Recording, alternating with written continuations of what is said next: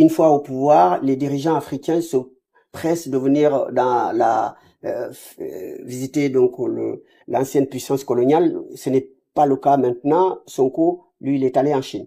Oui, ça se voit. C'est-à-dire que lors de sa prise de fonction en avril 2024, le président Bassirou Diomaye Faye, ce qu'il a fait en premier, il est allé en Mauritanie, il est allé en Gambie, il est allé en Guinée, au Mali, etc. C'est-à-dire, il vous montre que nous sommes vos frères, on va être avec vous. C'est-à-dire que Les voisins d'abord. les premiers partenaires commerciaux de la France, c'est l'Allemagne, c'est la Belgique, c'est l'Espagne, le Portugal, c'est-à-dire les pays frontaliers. Mais nous aussi, on doit faire comme ça. Le Japon fait ça, les États-Unis, dans le cadre de l'ALENA, c'est le Canada ainsi que le Mexique. Mais nous aussi, on doit faire de la même chose. Les Chinois n'aiment pas les Japonais, mais c'est leur premier, le plus grand, voilà, client, etc.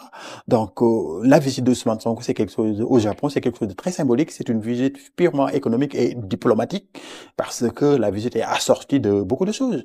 En plus, la Chine inspire. Il y a plus de 60 ans, la Chine était là où nous sommes. N'oublions pas que la Chine a vécu plus de 100 ans de colonisation avant ces 100 et d'humiliation par les Japonais, les Français, etc. La Chine était un pays colonisé, corrompu avec le régime de Chiang Kai-shek, c'est-à-dire le Kuomintang, etc. Mais en 1949, Mao cherche les nationalistes, les marionnettes américains, il instaure un gouvernement communiste. C'est ce gouvernement communiste qui stabilise le pays jusqu'en 1976, jusqu'en 1997. Deng Xiaoping arrive avec ses 4 réformes, il change le pays, c'est-à-dire que c'est inspirant. Le président un bond spectaculaire. C'est ça, un grand bond en avant qui commence avec Mao. Ce grand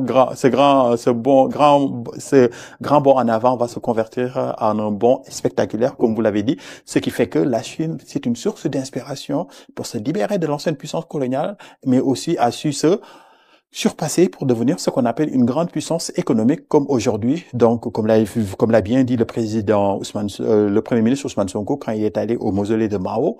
Donc, il a dit que Mao inspire. C'est tout à fait normal. Mao inspire du patriotisme, mais aussi du pragmatisme. C'est-à-dire patriotisme, libérer son pays de la colonisation. Pragmatisme, mettre sur son pays sur l'orbite qui lui mène vers le développement. C'est ce qu'il a fait. C'est pourquoi la Chine a retrouvé ce qu'on appelle ce qu'elle est, parce qu'il y a plus de des siècles avant, la Chine était le centre du monde. Donc, avec ses grands philosophes comme